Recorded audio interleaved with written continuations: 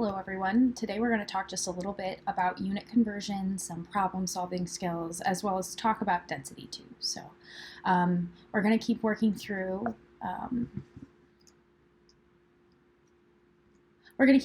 chapter 2 here. We're going to be working down here with the last two bullet points. I think my screen might be covered, but the last two bullet points there that say convert between units and calculate density. And use density as a conversion factor. So it's not going to be that much different than what we talked about with prefixes. Instead of moving between base units of 10, we're just going to be using other conversion factors in the same way. So we'll talk through just a little bit here on the PowerPoint slides about different ways that we can do unit conversion, and then I'll run through some examples with you as well. Okay, so unit conversions is basically just kind of going from one unit scale to another. So this might be feet to centimeters, feet to inches, things along those lines. We often do unit conversions without even really thinking about it. So, I know it takes 6 quarters to pay the $1.50 fee to do my laundry. When I walk up to the machine, it doesn't say pay 6 quarters on it. However, I know that if each quarter is worth 25 cents, if I take 6 of them, I'd have that $1.50 I need. So it's not like I'm, putting a dollar in, tearing a dollar bill in half, trying to stick that into the machine or something, right? There are other ways that I can build to that $1.50 instead. So that's kind of idea here, is being able to go between that scale, like let's say quarters and dollars, for example, in that case.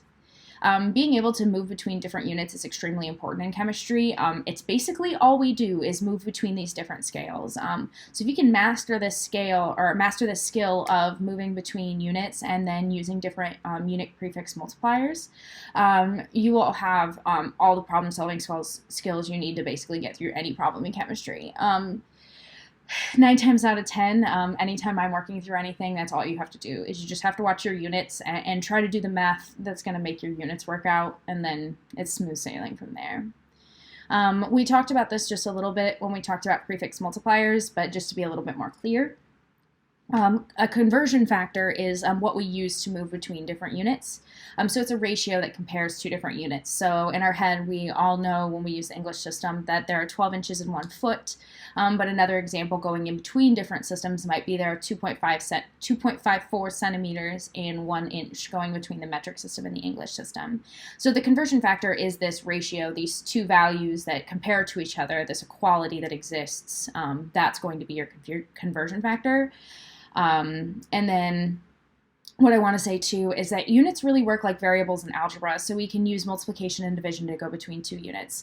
We talked about this just a little bit with the prefix multipliers too, but if you have meters over meters and you're taking like 2 meters divided by 4 meters, well then the answer is 1/2. Our units have canceled out. So, but if we're adding and subtracting, the same thing doesn't happen. So if I'm adding 2 meters and 4 meters, I have 6 meters in the end. So you just got to kind of keep track of them. They work just like X and Y when we're doing mathematics. That's kind of the strength of being able to use these conversion factors and move through these ratios, is if I can use a ratio that equals 1, like 12 inches equals 1 foot, if I had 12 inches divided by 1 foot, well then that number just equals 1, so I can do some multiplication to kind of use that value to cancel out some units for me. Basically all you have to do to convert units, there are just 2 things that you do, is you have to determine the conversion factor and then multiply such that it cancels on unwanted units. So once you figure out what your starting point is, you determine what conversion factor you need, and then you do some multiplication with that conversion factor to get to the unit you wanted so that it cancels unwanted units. So again, this is just like what we did with the base units and the prefix multipliers. However, this time we're going to be moving in just a little bit of a different way. So if you want to look at this in just a little bit more of a visual manner, I have a slide here for that. Like I said, you find your starting point. That's what they're calling information given. You multiply your conversion factor. That gives you what you're looking for in the end, that ending point. So in this case, we're going to start with the unit that we're given, and we're going to a desired unit. So on the slide here, we see centimeters to inches.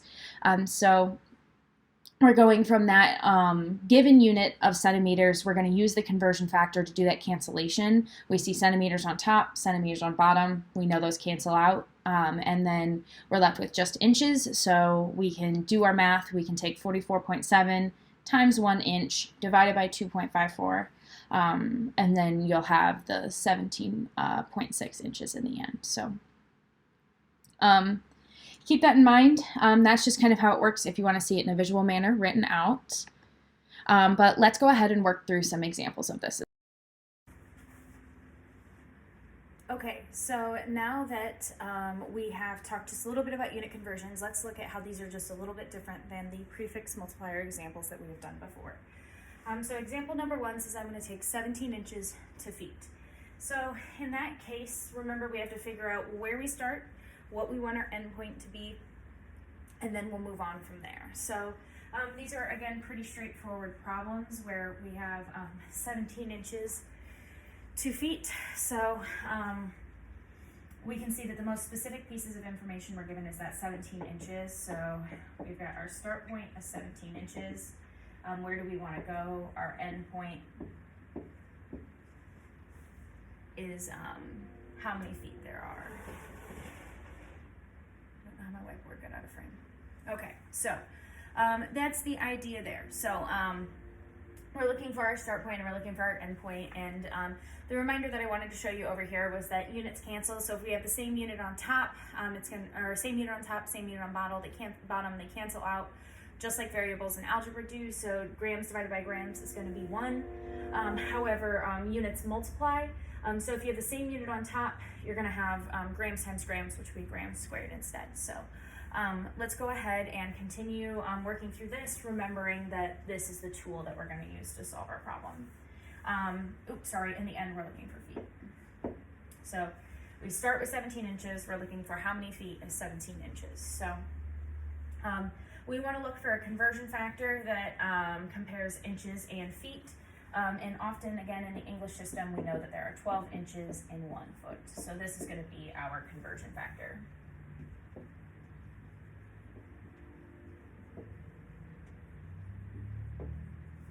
So that means that, again, we're going to set this up. So we start with our starting point. So we know we're starting with 17 inches. Then we're going to go ahead and need to use our conversion factor, remembering that if we put the same unit on top and the same unit on bottom, they cancel out. So we can always think of 17 inches as 17 over 1. So what I'm going to do is I'm going to come over here to my conversion factor, that 12 inches equals 1 foot. And I'm going to say, okay, I have that inches value. I'm going to put inches on the bottom so that inches cancels out. And I'm going to put 1 foot on top, because it's the other half of my conversion factor. So I've got 12 inches equals 1 foot, and there's that. So if I'm looking across my problem and I want to triple check my units, I can see that I have inches on top, inches on bottom. Those are going to cancel out. Feet is the only unit, therefore, I am left with in the problem. We started with inches, we were looking for feet. Looks like I'm in the right place. So that means I've got to take 17 divided by 12. Let me grab my handy dandy calculator. So if I type it in my calculator here, let me get the solar power. If I type it in my calculator here, I've got 17 divided by 12. That, if I type it in the calculator, gives me exactly 1.4166667. The way my calculator displays this number, that's just going to be a repeating 6 at the end. So I've got 1.4166667. So in this case, we have to remember that at the end of our problem, we always triple check sig figs. So I'm given 17 inches, that's 2 significant figures, reminding that our conversion factor is an exact amount. So therefore, it's not going to interfere with our significant figures. It's an exact number. So I've got 2 significant inches and 17 feet, or 2 significant figures in 17 inches. So that means 17 inches, the way I'll write it for my answer, is 1.4 feet. And that's remembering that 1, 2, 3, 4, and I guess 0, but those will round down, and 5, 6, 7, 8, and 9 round up to the next number. So if my 1 here had been a 7, for example, I would have written 1.5 instead. Okay, so let's go ahead and we'll come back together for example number 2. Okay, so we are back for example number 2 here. So as you can see, we are only going from millimeters to centimeters, so technically we could consider this a prefix multiplier example. However, this one's going to have multiple steps to it, so I thought it might be useful to include it as a unit conversion example as well. So we'll go ahead and talk through this really quick. So our goal is to go from 700 millimeters to centimeters. So if we have our starting point here, and our ending point, remember that's what we're always going to start with. It may seem superfluous now, but when we get to bigger, longer word problems where I'm adding more details to the problems, you're always going to want to start with this point where you're looking for your starting point and looking where you're trying to get. We have 700 millimeters, and we're going to take that to centimeters. It looks like 700 millimeters is the most specific information that we're given in this problem, and we are looking for centimeters. If I go back and I look at that prefix multipliers slide that has all of those different prefix multipliers written out on it, we're going to notice that there's no direct comparison between millimeters to centimeters. So we talked about this in the base units and prefix multipliers video as well. However, I'm going to walk you through the ratios and how you can do this problem without a direct comparison as well. Okay, so when you're reading the prefix multipliers chart that you can see on the slide, this is how you're going to do it. If we look at the milli line, we can see that it gives us 10 to the minus 3 as the comparison. So that's going to be the number of meters in a millimeter. So when we read that line across, we can say that there are 10 to the minus 3 meters, and that's going to be 1 millimeter. And then if I read the centimeter line as well, I do it the same way. Whatever the power of 10 is the number of meters that represent that same value. So in this case, I have 10 to the minus 2 meters equals 1 centimeter. So again, first I'll show you the brute force way to do this. If you just strictly worked through all the math, took all the steps, we did a multi-step unit conversion. We'll talk a little bit about those later. If I just did all of that, then I could do it that way, but there's also some shortcut math steps I'll show you after we kind of brute force and go straight through the problem. So in this case, remember we're starting with our starting point, we're looking to get to our end point, and these are the tools, the two conversion factors are the tools we're going to use to do that. So if I have 700 millimeters as my start point, I want to look at my conversion factors and find millimeters somewhere in my conversion factor. So somewhere in my conversion factor, I can see that, between my two conversion factors, I would select this one because this one compares millimeters to something. That way I could use it to cancel out my millimeters. So if I have 700 millimeters divided by 1, that means millimeters is on top. So I'm going to put 1 millimeter on the bottom. And then that's going to be 10 to the minus 3 meters on top, the other half of that conversion factor. And then if we look at our units, we can see that we've got millimeters on top, we've got millimeters on bottom, we're left with meters. We're looking for centimeters. It looks like we have another conversion factor over here that would allow us to convert from our meter to centimeters here. So again, we look at our conversion factor, we see that we have meters here, we've got meters in our conversion factor, so we select that to put on the bottom because meters divided by meters cancels out. Remember, units cancel. And then we put the other half of our conversion factor there on top, so 1 centimeter. So if I go back through my problem one last time, I can see that I have millimeters divided by millimeters cancels, meters divided by meters cancels. I look around, centimeters is left. It's the only thing left in the problem. Centimeters is what I'm looking for. We're good to go. So if I go ahead and I do all of this math, I get that, interesting, my answers on the slide is wrong because I did a different problem than what I put in the answers. So let's go ahead and work this out by hand. Let me grab a scientific calculator because this is not a scientific calculator. Okay, and we are back with an actual scientific calculator. So I'm going to go ahead and type in my math problem here, being careful to watch my parentheses and how I'm raising my tens to each power. But I could type in 700, I would multiply by 10 to the minus 3, And then I would go ahead and divide by 1, multiply 1, and then I'm going to divide by 10 to the minus 2. In that case, that means that 700 millimeters is 70 centimeters.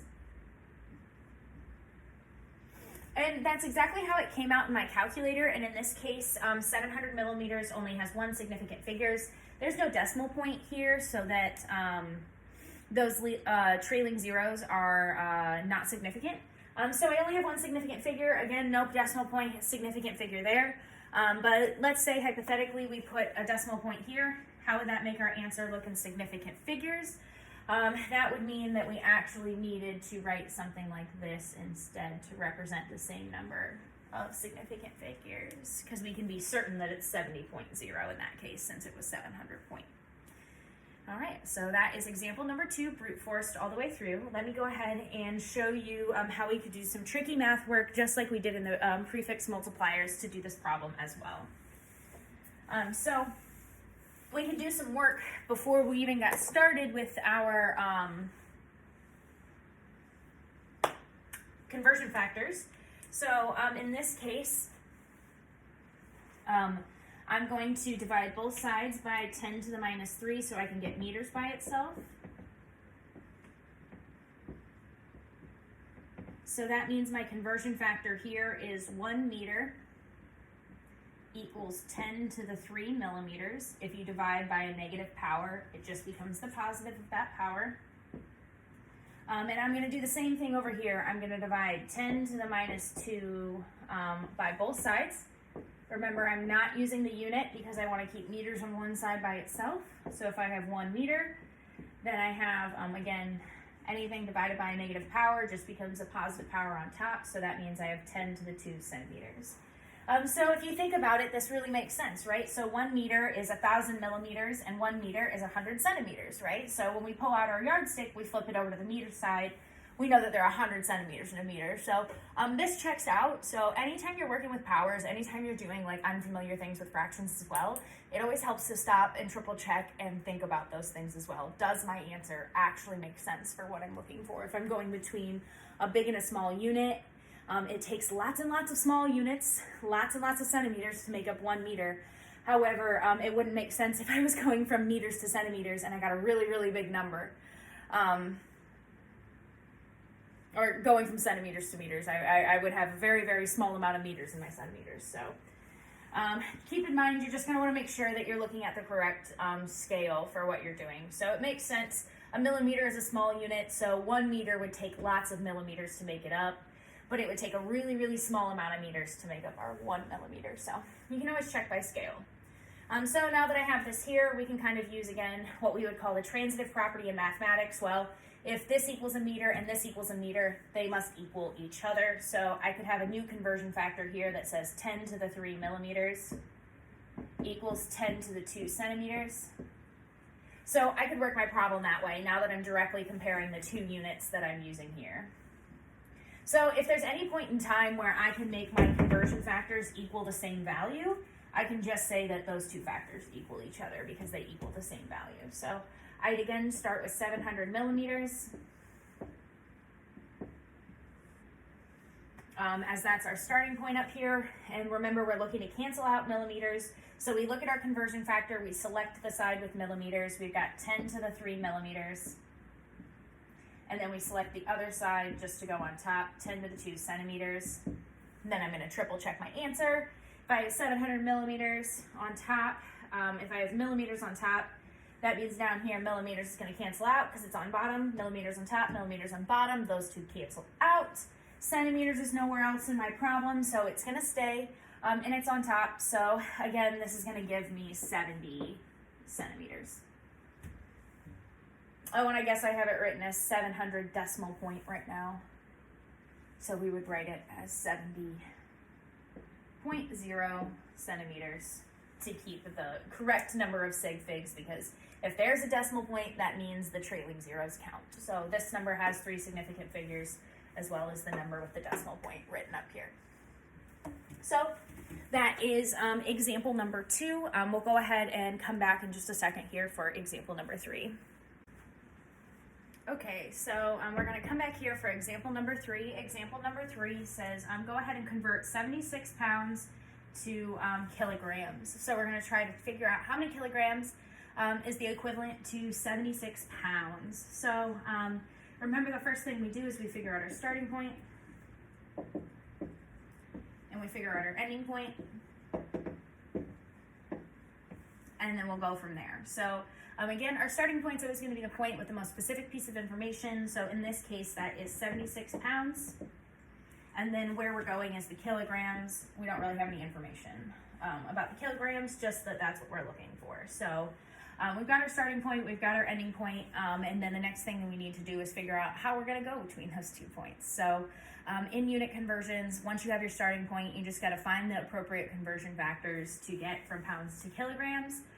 In this case, we'll go ahead and use the conversion factor that 1 kilogram equals 2.2 pounds. So looks like we have our starting points pounds, our ending points kilograms. We have a conversion factor that directly compares to 2.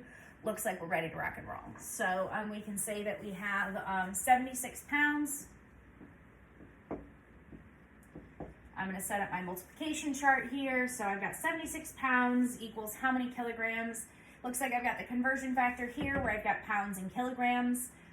Again, we could write this as 76 pounds over 1, so we know that pounds is on top.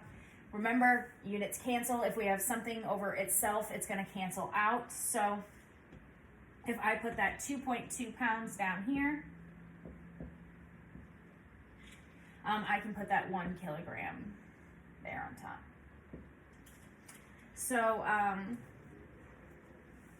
it looks like if I go back and I triple check my units, I have pounds here, I have pounds on the bottom. So those 2 are going to cancel out. I'm left with kilograms all alone.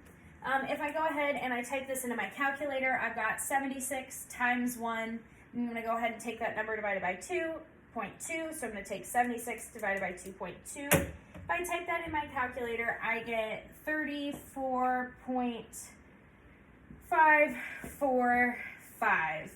And then there's more numbers repeating after that.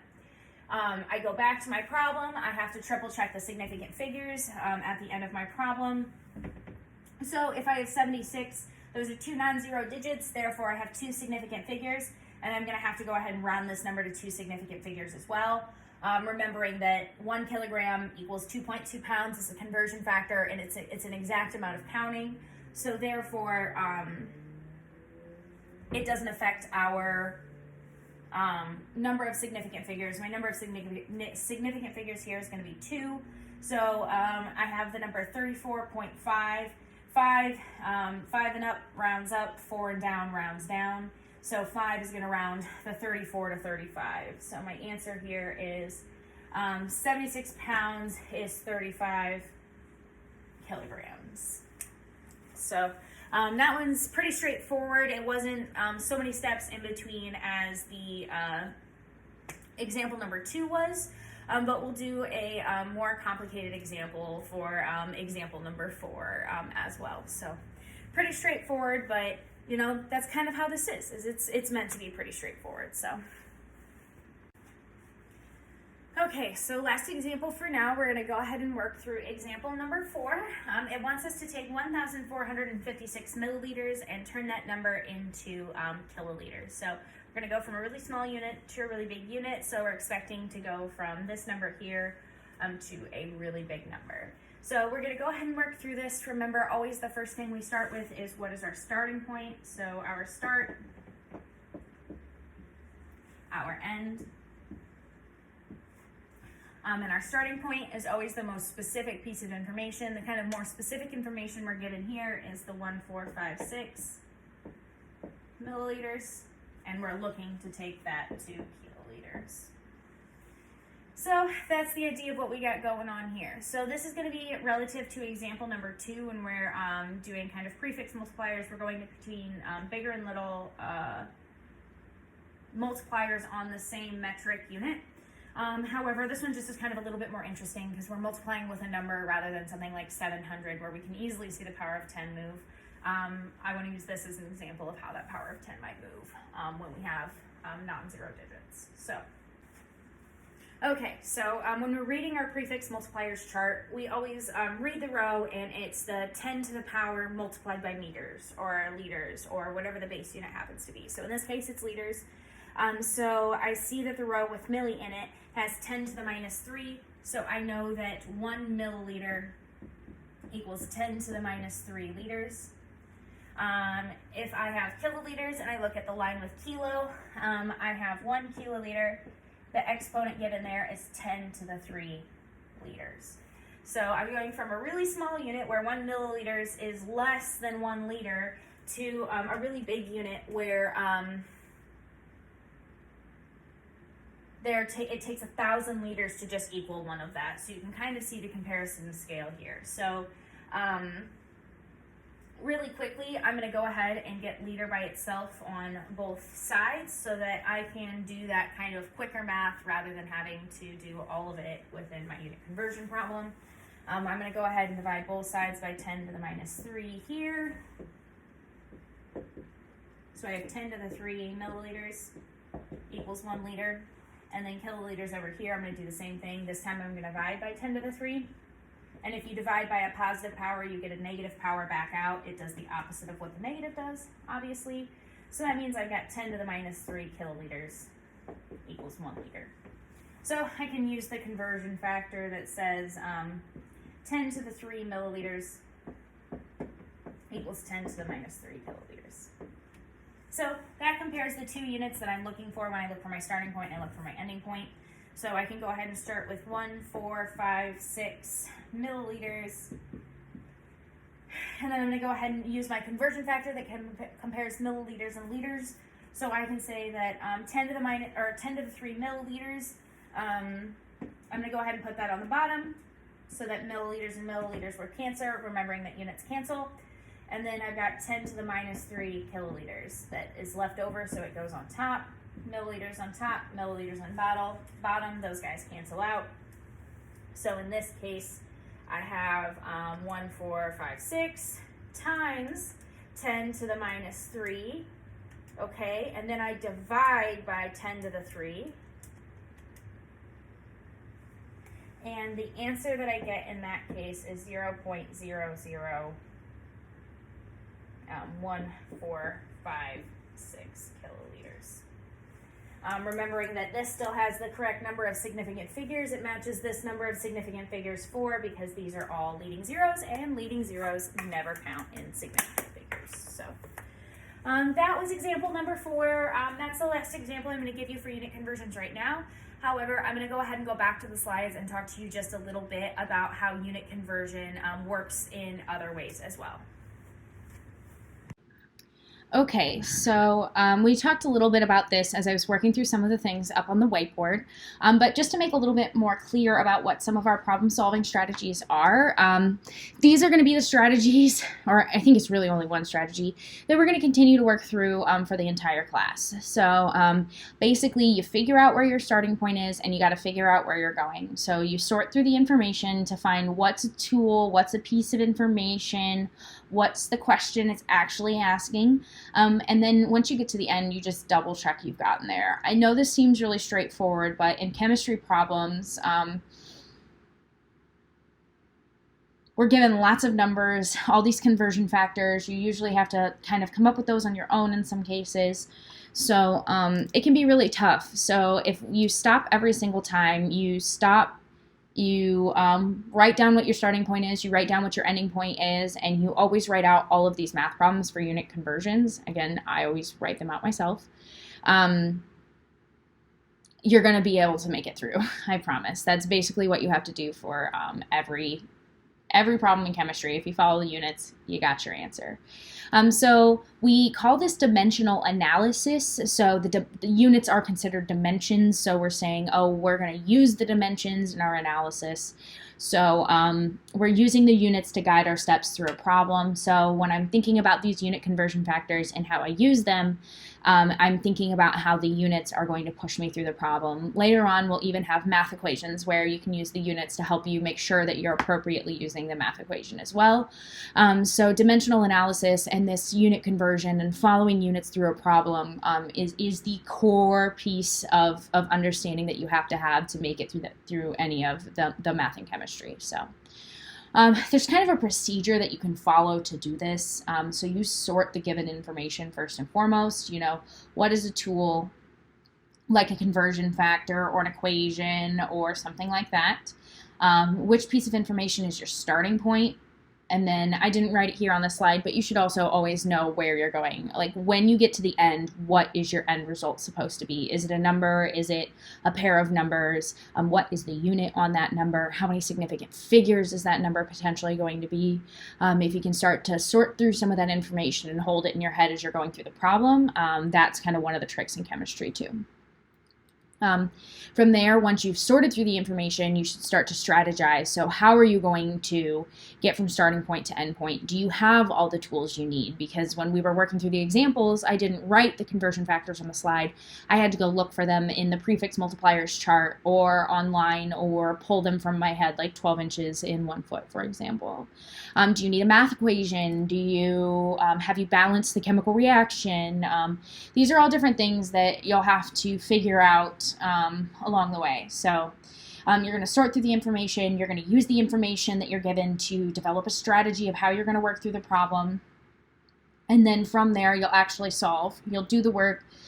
You'll set it up. You put the numbers in with their units, and you get your answer back out. So first and foremost, when we worked through the problem, you can see we read through the problem to figure out what our starting point is, what our ending point is. That was us sorting the information.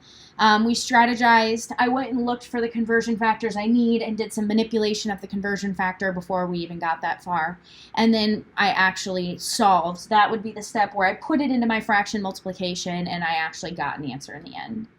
And once you've done all of that work, you should go back and obviously check your answer. Does it make sense? Are the units actually correct? Did they cancel out? And are the significant figures correct? So every single time you do a problem, I have been alluding to this. I haven't been explicitly saying it, but every single time you do a problem, once you're finished, stop and say, does this answer actually make sense? Does it make sense that it takes, it doesn't take very much of a kiloliter to have 1,000 milliliters? Yeah, 1,000 milliliters only equals 1 liter, and a kiloliter is bigger than a liter, or a kiloliter is bigger than a liter, so it wouldn't take very much of a kiloliter to have a milliliter in the end. So it makes sense. Our unit, the scale of our unit made sense. Are the units correct? Well, that's when I go back through and I triple check that they've canceled properly, that I have milliliters on the top, milliliters on the bottom, kiloliters on the top, and I'm left with what I want. And then again, I go back and I triple check that when I've written my answer that it has the proper significant figures. Every single number you're writing down, you should always make sure you're paying attention to the significant figures. So keep that in mind as we're working through. This is just more of an explicit read through of what the problem solving strategies are. Okay, so we did just a little bit of this multi-step conversion when we were doing example number 2 and example number 4. Sometimes you need to use more than one conversion factor to get from point A to point B. You just have to keep multiplying it out and out and out. You can add as many steps to your multiplication as you want along the way, as long as you're just making sure you multiply across and divide down. As long as you're putting the correct unit in the numerator and the correct unit in the denominator from that conversion factor, you know you'll get to the right answer. You can kind of see this written down here at the bottom. If I gave you a value in centimeters, we'd need to convert to inches before we could convert to feet, for example. So it's like you got to kind of breach your way into the English system, and then you can do some conversion within the English system, or if you went back the other way, it's kind of the same thing. So that's kind of how it's going to work. So I'm going to go ahead and set up this example on the whiteboard for us to work through together. Okay, so I have the problem from the multi-step conversion example written up here on the whiteboard, and that's asking us how many cups in 2 liters. So if I just kind of want to break this question down before we even do anything with the question, I can see that I have 2 different units here, cups, and I can see I have liters. So one thing that tips me off that I'm probably going to need more than one conversion factor in my problem is that cups is in the English system and liters is in the metric system, and they're kind of really different sizes, right? So you might have like a 2 liter of pop, you might think about something like that. That would be this size here versus like a measuring cup, like 1 cup, that size. Those are pretty different in size. So if I've got an English and a metric, or an English and an SI unit, or something like that, where I'm probably going to have to compare size as well as going between systems, that's kind of a tip off that you might have multi-step.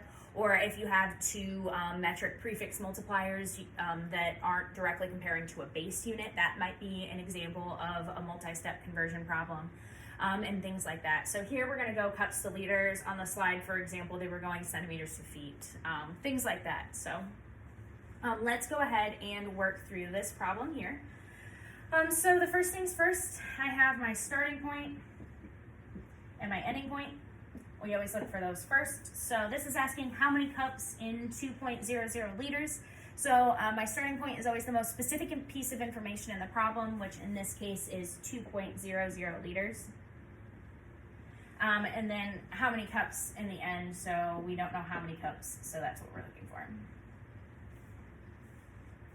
Okay, so if I look up conversion factors, often what you'll find first and foremost to be able to compare liters and cups is a comparison of liters to gallons. So, when we're at the store, we might buy a 2 liter of pop, but you might buy a gallon of milk. Those are pretty comparable in size, rather than like a 2 liter and a measuring cup, a 1 cup measuring cup of water. Again, like gallons and liters are more comparable in size, so we'll do that conversion, and then we'll work within the English system to get to cups. So I have 1 liter equals 0.264 gallons. And then my other conversion factor that I know is 1 gallon equals 16 cups. So in that case, I can use these 2 different conversion factors to get where I'm going. And I'm just going to go ahead and go the long way through. However, you could, of course, get both sides equal to 1 gallon. That way you could just compare the liters and cups directly. However, we're just going to go ahead and take the long way through for this one. So now that I have conversion factors, I can see that I've got liters to gallons, and I see that I need cups. I've got a comparison of gallons to cups. I think I've strategized. I think I've got everything that I need now. So we'll go ahead and start with our starting point and actually do the work and solve the problem. So my starting point is 2.00 liters. And then I'm trying to get to cups. However, I see that I have comparison of liters to gallons. I want to make sure that liters cancels out. 2.00 liters, we could write that as 2.00 liters divided by 1. So in this case, I'm going to want to put liters on the bottom, so I've got liters on top, liters on bottom, and remember that units cancel. So 2.00 liters divided by 1 liter, and my comparison up here is 0.264 gallons, which I'm going to just say GAV there. Okay, so now if I go back through here, I can see I've got liters on top, I've got liters on bottom, they cancel out, so I'm left with gallon as my unit. So I'll want to use this next conversion factor. I know I'm trying to get to cups. Looks like I have a conversion factor that compares gallons and cups. So I want gallons to cancel out, so I've got gallons on top, I'll put gallons on bottom, and then I've got 16 cups on top. It's the other half of that conversion factor. So I'll go ahead, let me type this into my calculator here, and I take 2 times 0.264, and then I divide by 1. I'm going to multiply by 16, and then I divide by 1, and then the number that I get in my calculator is 8.448.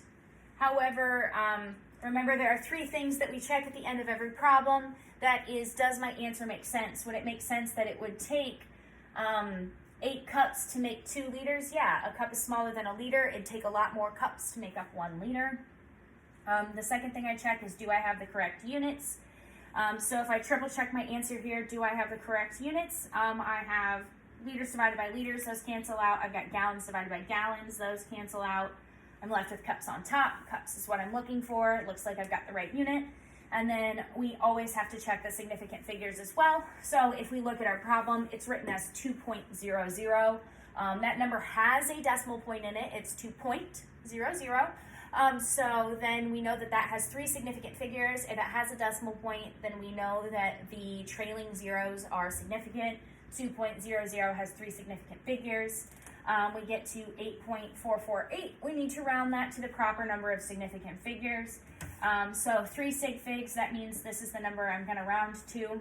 8.4 what? 8 is greater than 5. It rounds up. 5 and up rounds up. 4 and down rounds down. So I would have 8.45 cups. So that is how multi-step conversion works. We already kind of talked about this just a little bit without explicitly calling it multi-step conversion. However, again, you may have different situations where you're going to want to go between lots of different scales, and that's what multi-step conversion is going to do, is allow you to move between multiple things. And anytime you're doing unit conversions, the only examples I've given you here have taken at maximum 2 different unit conversion factors to get there. But any point in time, I can just keep adding my number of multiplication and division bars across. I can just keep going and going and going for however many things I'm putting in, as long as I know that I have a unit conversion factor here that equals 1. So that's kind of the main idea there. That's multi-step conversion. Place that we often do unit conversion is to do unit conversion of both the numerator and the denominator. So thus far, I've only been showing you units that have a unit in the numerator, but we might have a unit in both the numerator and the denominator. For example, miles per gallon when we're measuring fuel efficiency in our cars. Miles per gallon, that's 1 unit. However, it does have miles written on top and gallons on the bottom. So if we want to convert like miles per gallon to kilometers per liter, we might say we're going from what I'm saying is we're going from the English system to the metric system. But the thing is you kind of can't just directly do a lot of this. You'll want to make sure you do all of the unit conversion for the numerator, then do all of the unit conversion for the denominator first. So you take care of the top unit, and then you go back and you take care of the bottom unit. Again, you can get crafty and use different comparison kind of shortcut methods, like we had talked about with kind of strictly unit conversion when we're doing the multi-step stuff. However, I always go step by step here. It's the only thing that makes sense to me in the end. So we'll go ahead and we're going to work through this example where we're going to take 33.7 miles per gallon to kilometers per liter. However, you can also see another example of taking 48.0 miles per gallon written out there across the screen, how they would do it in the text as well. So I'll go ahead and work through an example live for you as well, but there are 2 examples as they're written out on this slide as well. Okay, so while there are examples written out on the slide there for you, I'm going to go ahead and work through this conversion of both the numerator and denominator example. That way you can kind of see the different things that we'll need there. So the information that we're given is we're going to take 33.7 miles per gallon, and we're going to go ahead and take that to kilometers per liter. So we're going from the English system. Let's say we're moving to Europe. We're going to take our American car with us. We're going to convert it over to all the European stuff. We would have to then begin reporting our gas mileage there. Is that ridiculous? Absolutely yes. But could you do it? Probably. So in our hypothetical land, that's what we're going to do. So first and foremost, we need to find our starting point, find our ending point. So the first thing we do always is sort our information. So the way I'm doing that is I'm looking for my starting point, I'm looking for my ending point, and any tools they give me. So in this case, again, our starting point is the most specific piece of information, 33.7 miles per gallon. And then my ending point, I'm looking for kilometers per liter. Okay, so in this case, because we're doing the unit conversion in both the numerator and the denominator, we have to make sure we get miles to kilometers, so we'll need a conversion factor for that, but we'll also need a separate conversion factor for gallons to liters, for example.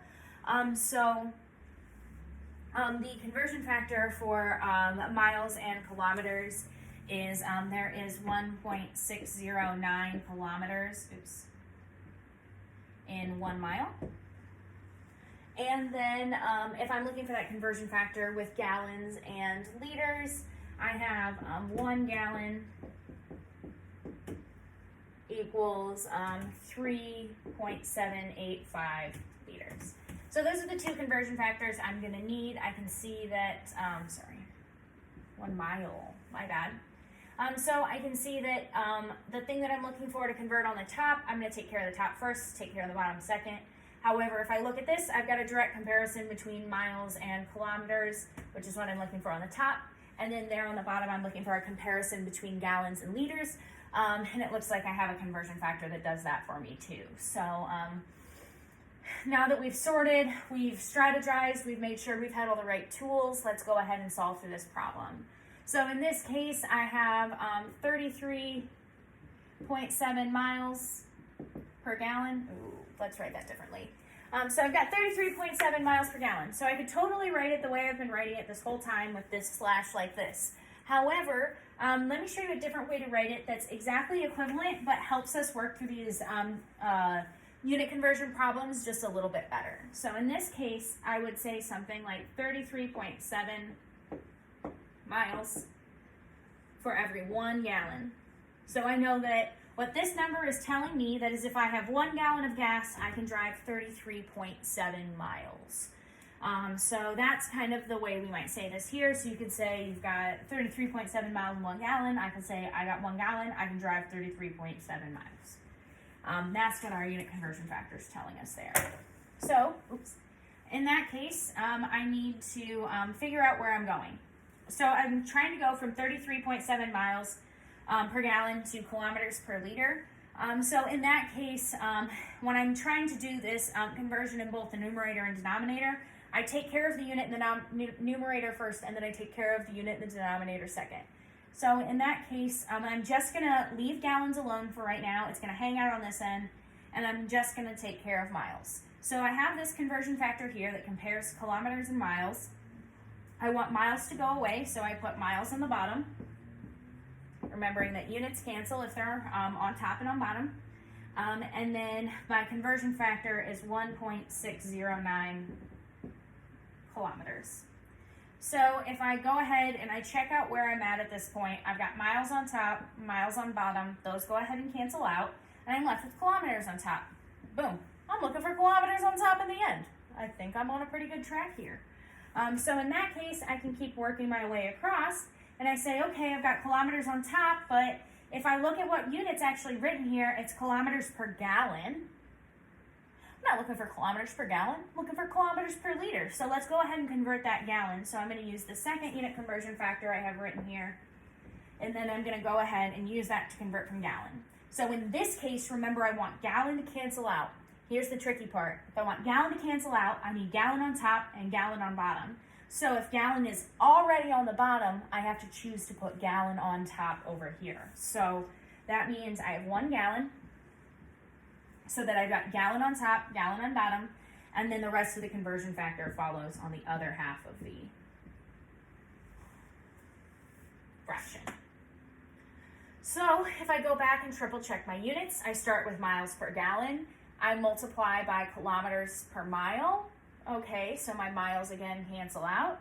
I look at this next conversion factor down here. I see that I have gallons on top of liters.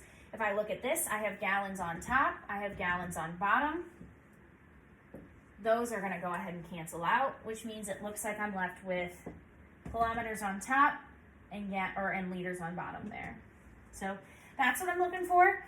To get my answer in the end, remember you multiply across and divide down. So I would say I've got 33.7 times 1.609 divided by 1, multiplied by 1, divided by 3.785. That gives me the number 14.3258, so on and so forth. That's what's actually written in my calculator. Remember, at the end of any problem, there's the 3 things we have to check. We got to check, does my answer make sense? Your answer makes sense the way we're scaling. Kilometers and liters are smaller values, so you've got a smaller volume of gas taking you a distance that's kind of comparable there. So our answer makes sense, and then we have to take a look at does our unit make sense? We've triple checked our unit cancellation. Miles divided by miles. Miles cancels out. Gallons on top, gallons on bottom, that cancels out. I'm left with kilometers and liters. My units check out. And then the last thing I got to check is sig figs. So I start with 33.7, 3 non-zero digits. I have 3 significant figures, which means I must round this number to 3 significant figures. So that would be 14.3. 2 is less than 4, so 4, 3, 2, 1, round down. So that means I would have 14.3 kilometers per liter in that case.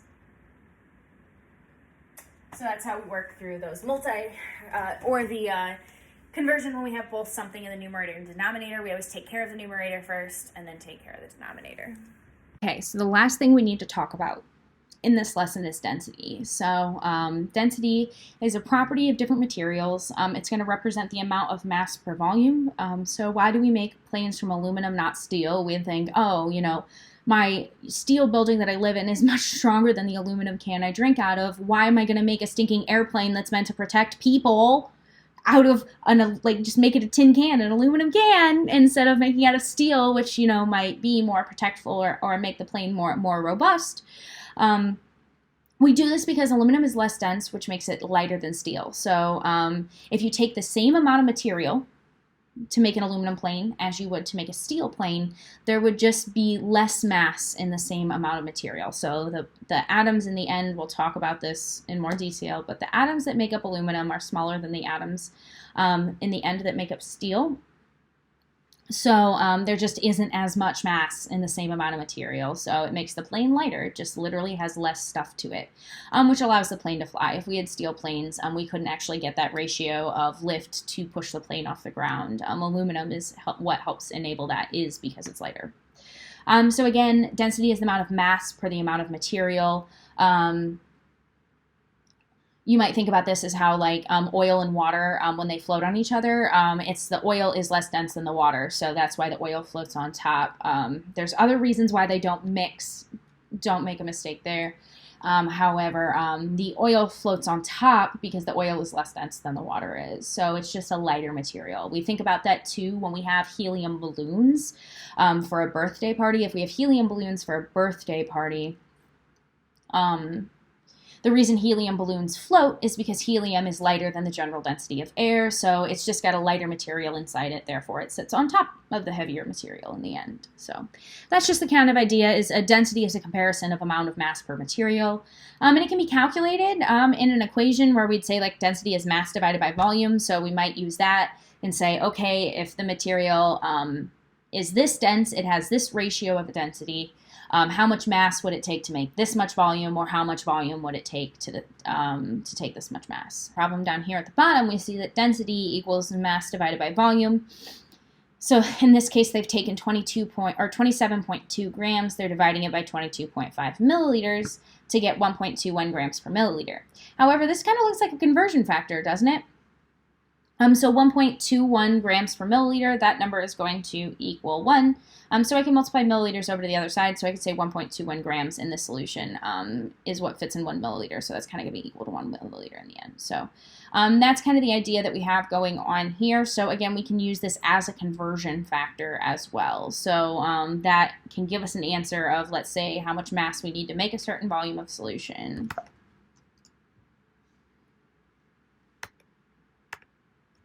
So for example here, for a liquid substance with a density of 1.2 or 1.32 grams per centimeter cubed, what volume should be measured to deliver a mass of 68.4 grams?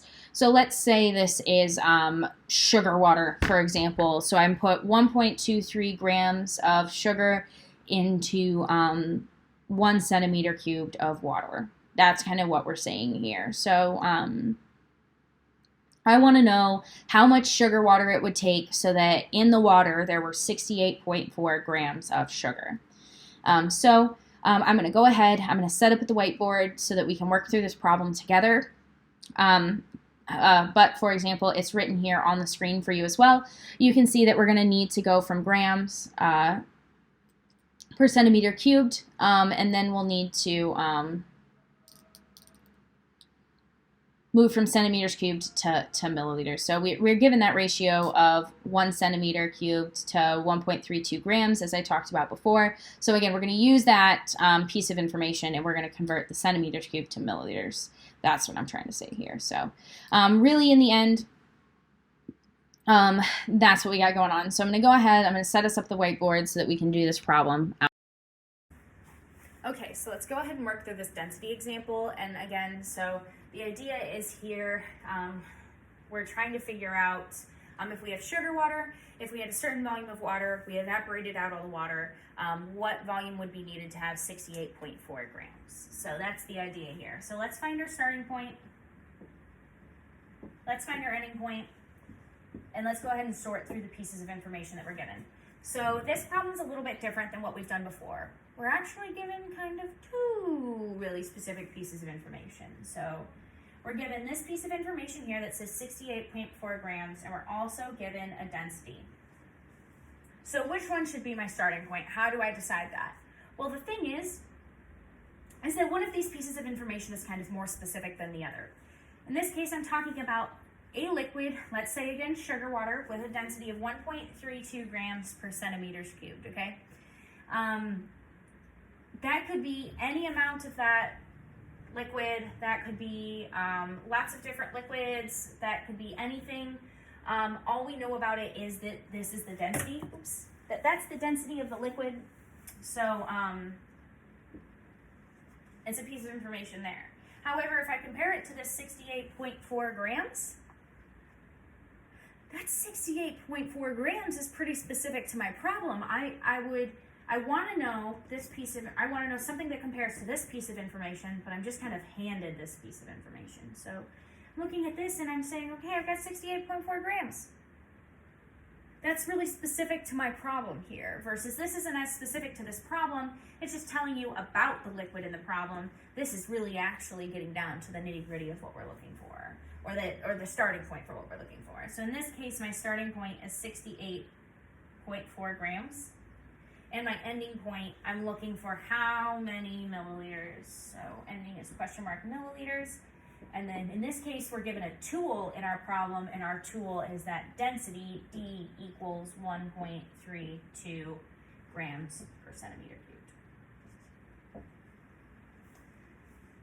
So that kind of breaks down the problem. I know it might seem confusing at first why I chose 68.4 over 1.32 grams per centimeters cubed. However, as you start to work through these problems, you'll start to get a feel for what you need. 9 times out of 10 too, if I'm looking at something and I have something that has just a unit, that's just a unit on top, versus this has a unit on top and on bottom in the numerator and denominator, 9 times out of 10 your starting point is going to be that point that doesn't have the unit in the numerator and denominator. Usually, again, if it's got a numerator and denominator, you can use it as a conversion factor, so it might be something easier to use later on rather than a starting point you're going to work from. So that might be also another tip off too. So this is what I have going on here. So I've sorted through the information I've been given. Let's go ahead and strategize just a little bit about what we got going on. So if I take a look at this, I'm looking for milliliters. I'm starting with grams. So starting with grams, looking for milliliters, and I'm given a conversion factor that compares grams to centimeters cubed. Can't really get to milliliters with the pieces of information we've been given. So in my head, I know I need to go back and look for another conversion factor. However, I happen to know right off the top of my head that 1 milliliter equals 1 centimeter cubed. So I've got 1 milliliter equals 1 centimeter cubed. I know that that conversion factor exists up there. So if I'm thinking about the information I've been given here, I've got grams, I'm looking for milliliters, I've got a comparison of grams to centimeters cubed, I've got a comparison of centimeters to milliliters. So if I start kind of thinking about this piece of information here, I guess I've got grams, centimeters cubed, milliliters. Kind of looks like my strategy's playing out here. So I'm going to start trying to work through this problem, actually solve it. So in this case, I'm starting with 68.4 grams. And then I could say I have, so I've got 68.4 grams. I have this unit conversion factor over here, that's the density, so that I can try to get, grams and centimeters cubed compared. However, over there I have the density written as 1.32 grams per centimeter cubed.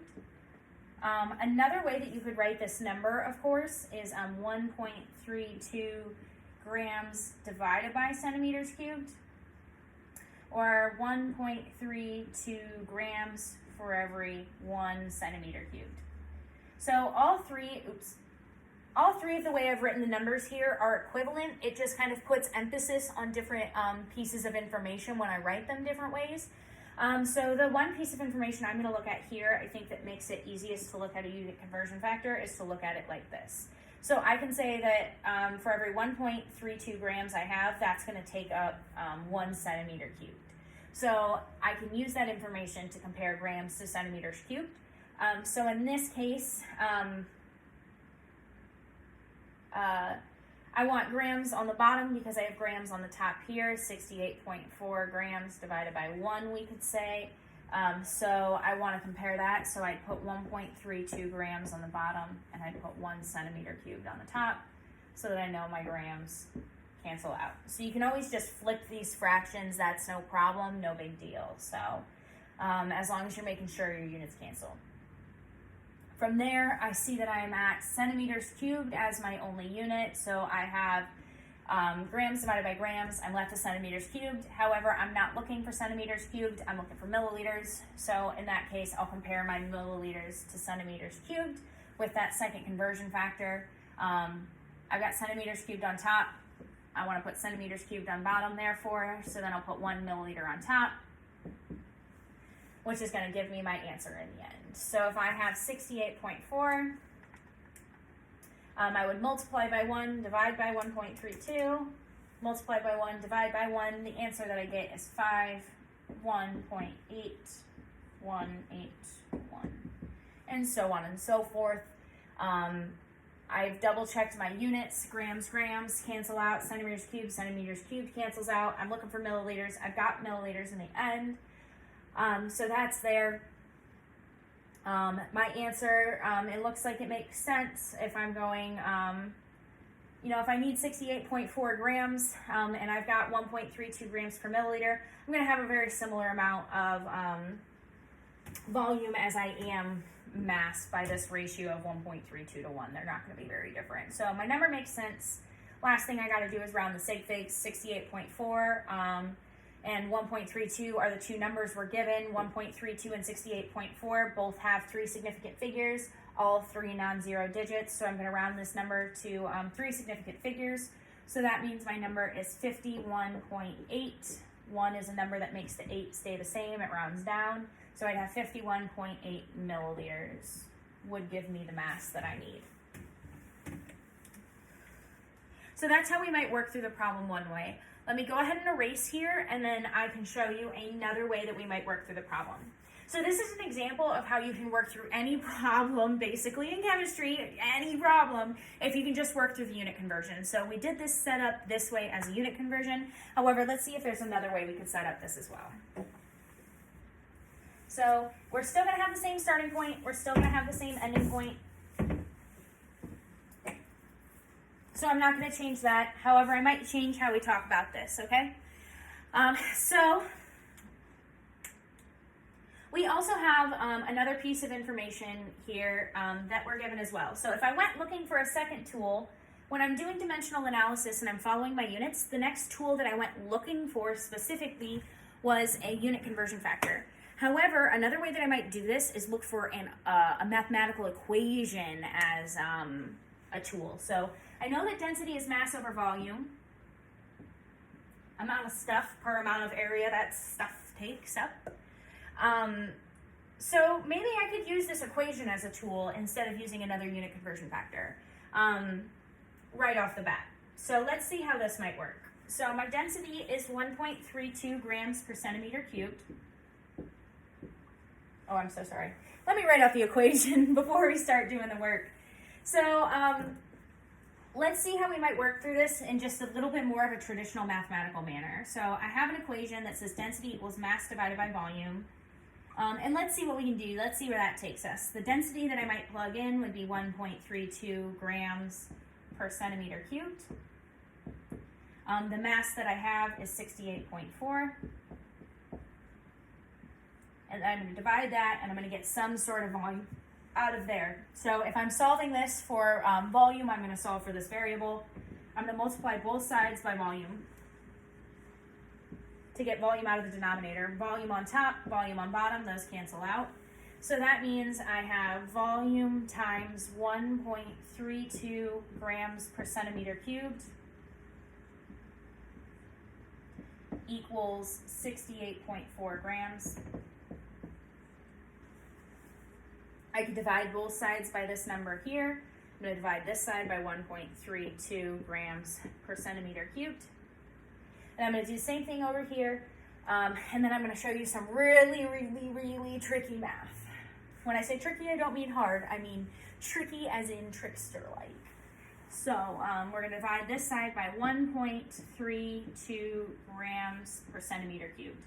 So I've just written my fraction a slightly different way there because it's going to make the math I'm going to do more apparent in just a second here. I see 1.32 grams per centimeter on the bottom. I see 1.32 grams per centimeter on the top. That cancels out. I've got volume by itself. And then over here, let's do some wrangling. So let's just take like kind of a zoomed in look at those units. So if I have grams divided by grams per centimeter cubed,